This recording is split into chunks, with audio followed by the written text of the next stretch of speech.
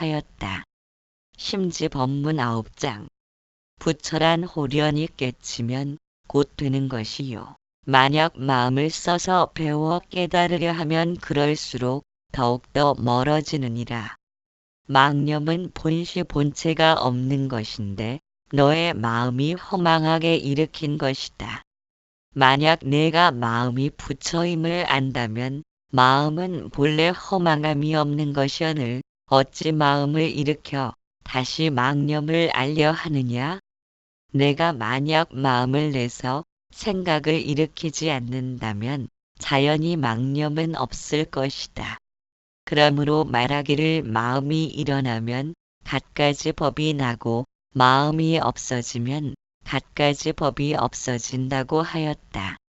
내가 마음을 일으켜 부처의 견해를 지어서 문득 이룰 만한 부처가 있다고 하며 중생의 견해를 지어서 제도할 중생이 있다고 하는데 마음을 일으키고 생각을 움직이는 것이 모조리 너의 견해가 작용하는 곳이기 때문이니라.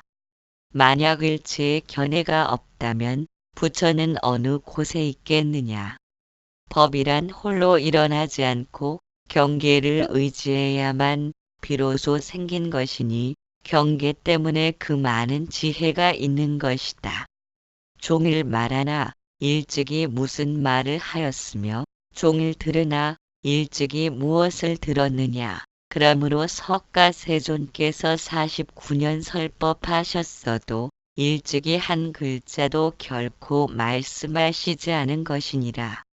부처란 홀연히 깨치면 곧 되는 것이요. 만약 마음을 써서 배워 깨달으려 하면 그럴수록 더욱더 멀어지느니라. 망념은 본시 본체가 없는 것인데 너의 마음이 허망하게 일으킨 것이다. 만약 내가 마음이 부처임을 안다면 마음은 본래 허망함이 없는 것이오늘 어찌 마음을 일으켜 다시 망념을 알려 하느냐고 하였다. 즉 배휴가 묻기를 어떤 것이 부처입니까?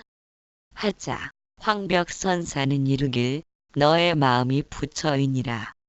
마음을 떠나서는 따로 부처가 없느니라.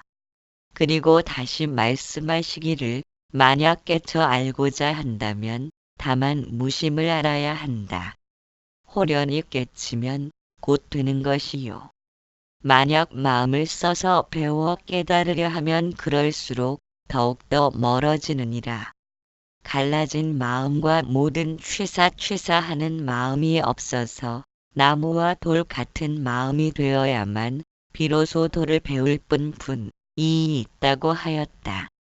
그러자 배휴가 다시 묻기를 마음이 부처라고 하지만 지금 갖가지 망념이 있는데 스님께서는 어찌하여 없다고 하십니까?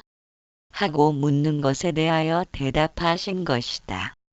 황벽선사는 깨닫고 싶은 배휴의 바람이 간절하다고 해서 깨달음을 얻을 수 있는 법을 말해줄 수는 없다. 그러한 법은 존재하지 않기 때문이다. 깨달음을 구하려는 배휴는 지금 꿈속을 전전하고 있다. 그러나 자신이 꿈속에서 헤매고 있음을 알지 못한다. 무언가를 찾고 구하려는 마음이 앞을 가렸기 때문이다. 그것은 아상의 행해짐이다. 황벽선사가 자신이 꿈속을 전전하고 있는 줄 모르는 배휴에게 깨달음을 얻는 방법을 일러준다 해도 그것은 오히려 더욱 깊은 꿈속을 헤매게 만들 뿐이다. 방법을 얻고 구하려는 마음을 놓아버리는 것이 꿈속을 벗어나는 것이며 꿈깸을 하기 위한 방법이란 존재하지 않는다. 얻고 구하려는 방법을 찾고자 하는 아상으로 인하여 꿈이 만들어진 까닭이다. 그렇기에 황벽선사는 부처를 깨닫는 것은 홀연히 잠에서 깨는 것과 같다고 하였다. 깊이 잠들어 꿈속을 전전하면서 꿈에서 깨어나기 위해 언어 문자로 이루어진 방편을 붙잡고 깨어나려 해도 오히려 그것으로 인해 더욱 깊은 꿈속으로 빠져들 뿐이다. 왜냐하면 그것을 붙들고 놓지 못함은 꿈을 실체로서 인정하기 때문이다. 아무리 버둥거린들 꿈에서 깨어날 방법은 없다.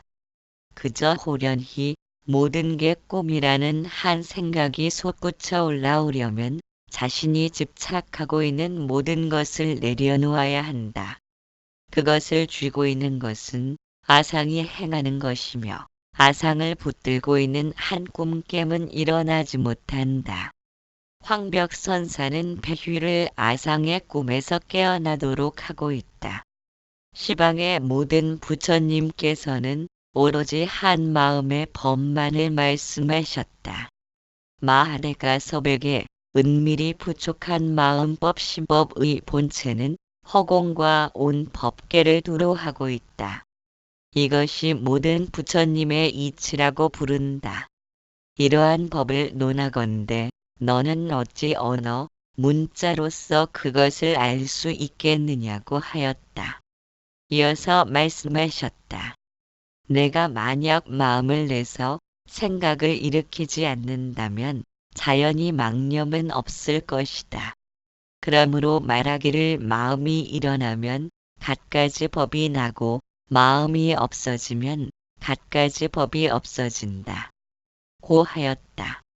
또한 내가 마음을 일으켜 부처의 견해를 지어서 문득 이룰 만한 부처가 있다고 하며 중생의 견해를 지어서 제도할 중생이 있다고 하는데 마음을 일으키고 생각을 움직이는 것이 모조리 너의 견해가 작용하는 곳이기 때문이니라. 만약 일체의 견해가 없다면 부처는 어느 곳에 있겠느냐. 법이란 홀로 일어나지 않고 경계를 의지해야만 비로소 생긴 것이니 경계 때문에 그 많은 지혜가 있는 것이다. 종일 말하나 일찍이 무슨 말을 하였으며 종일 들으나 일찍이 무엇을 들었느냐. 그러므로 석가세존께서 49년 설법하셨어도 일찍이 한 글자도 결코 말씀하시지 않은 것이니라. 고 하였다. 우리가 만일 언어나 생각으로 진리에 다가가려는 것은 아상의 접근일 뿐이다. 아상이란 온 법계를 두루 하고 있는 한 마음과 어긋나며 간절한 생각을 일으킬수록 오히려 멀어지게 된다. 허공과 온 법계를 두루 하고 있는 신법이란 눈으로 볼 수 있는 것이 아니다. 머리를 들고 허공을 본다고 하지만 허공에 무엇을 보겠는가? 코앞에 있는 것도 허공이고 발밑에 있는 것도 허공이며 보이는 눈도 허공이며 본다고 생각하는 마음도 허공이니 허공을 본 사람은 오로지 말없이 묵묵히 계합할 따름이다. 신법이란 생명과도 같다. 생명을 어찌 언어나 문자로 구할 수 있으며 생각으로 얻을 수 있겠는가? 만일 마음을 써서 생명을 찾고 구하려 한다면 지금 묻고 헤아리며 찾고 있는 것은 생명이 아니어야 한다. 찾는 그것은 찾고 있는 바가 아니어야 하기 때문이다. 신법을 알려 할수록 살아있음을 스스로 거부하는 것과 같다. 그렇기에 생명을 얻고자 하는 것은 살아 움직이는 자신의 생명과는 등지고 달리는 어리석음일 뿐이다.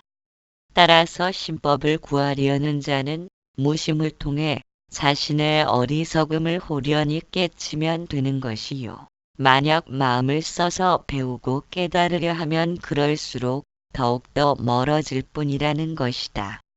모든 취사하는 마음이 없어서 나무와 돌 같은 마음이 되어야만 비로소 돌을 배울 역량분이 있다는 것은 인식하고 분별하고 선택하는 망념을 통해서는 결코 신법을 구할 수 없다는 말씀이다. 배휴는 마음의 작용이 망념인 줄은 알았지만 어째서 망념이라고 부르는지를 이해하지 못한 듯하다. 황벽선사의 말씀이 이어진다. 망념은 본시 본체가 없는 것인데 너의 마음이 허망하게 일으킨 것이다.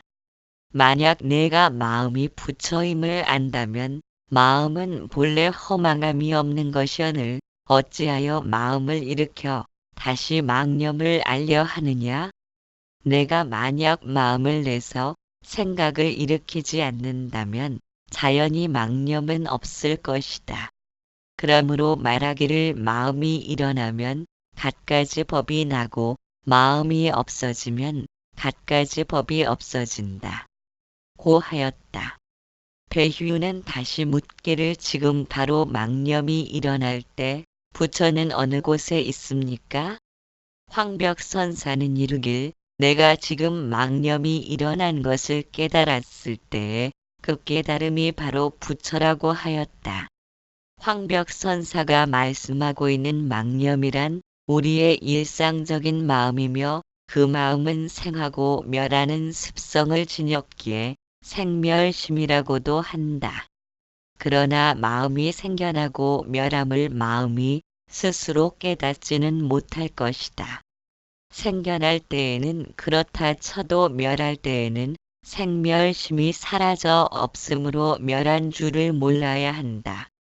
또한 멸했다가 다시 생겨날 때에는 생멸심이 스스로 작동 스위치를 켤 수 있어야 한다. 만일 마음이 스스로 작동 스위치를 켜고 끌 수 있다면 분노의 감정이 일어날 때에는 작동 스위치를 끌 수도 있을 것이다. 그러나 그렇지 않으므로 마음의 작용이 일어나고 멸함을 낱낱이 알아차리는 무언가가 우리에게 존재하고 있다는 의미이다. 황벽선사는 그처럼 낱낱이 알아차리는 성품이 부처라고 말하고 있다. 만일 우리에게 그와 같이 알아차리는 성품이 없다면 상황에 대한 반응만을 나타낼 수 있다.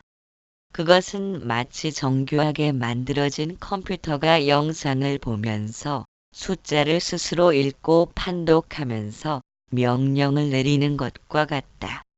그렇다고 해서 우리가 그 컴퓨터에게 생명이 존재한다고 말하지 않는다. 왜냐하면 생명이란 곧 알아차림이며 깨어있음인 까닭이다. 우리는 생명을 통해 말하고 생각하고 행동하고 있다. 그러나 배휴처럼 마음에 의해서 생각하고 말하고 행동한다고 믿는 까닭에 미혹에 빠진 무명의 존재로 전락한 것이다. 마음의 반응을 나타나게 하고 육신을 움직이는 무언가에 대한 이해가 없다는 것은 어리석음이며 우리를 고통의 늪으로 빠져들도록 하기에 충분하다. 황벽선사는 이르길 망념이 없다면 부처 또한 없다고 하였다. 그러나 이름 붙일 부처가 있다는 것은 부처의 견해를 지어서 이룰 만한 부처가 있다고 하며 중생의 견해를 지어서 제도할 중생이 있다고 하는데 마음을 일으키고 생각을 움직이는 것이 모조리 너의 견해가 작용하는 곳이기 때문이니라. 만약 일체의 견해가 없다면 부처는 어느 곳에 있겠느냐고 하였다. 부처가 있는 곳이 따로 있다면 그것을 부처라고 말할 수는 없다.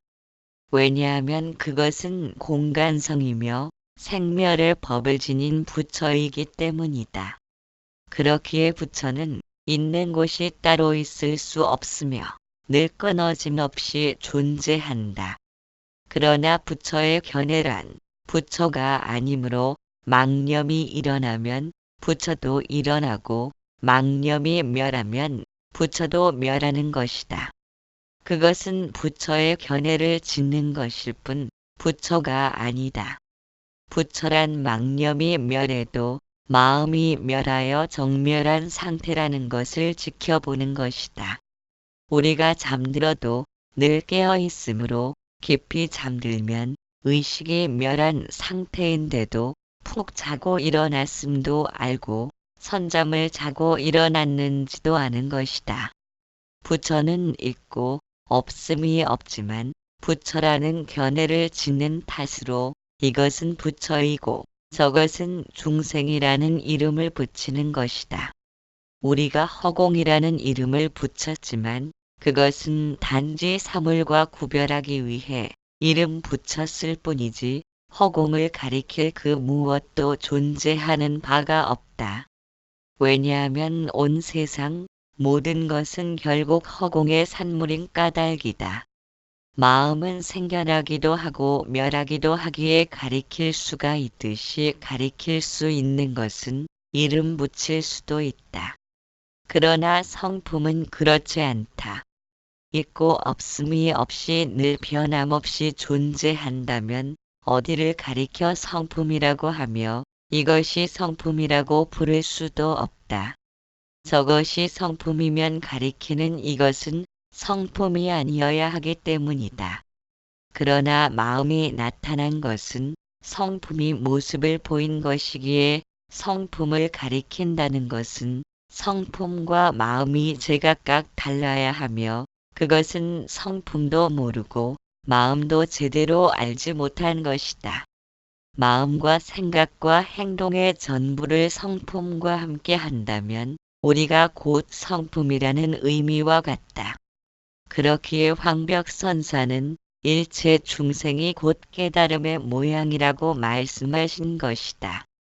그러고 보면 세상 천지의 부처 아님이란 없기 때문에 인간에게 업력이 존재할 수 있다. 선업을 지으면 그것을 이루도록 주변에 돕는 사람들이 모여들고 악업을 지으면 주변의 사람들이 그것의 대가를 치르도록 만들기 때문이다. 육신과 마음 중에서 성품 없는 곳이 없이 두루하므로 성품을 가리킬 수도 없고 그것을 이름 붙일 수도 없다. 가리키는 것도 성품으로 행해짐이고 이름 붙이는 것도 성품으로 행해짐이기 때문이다.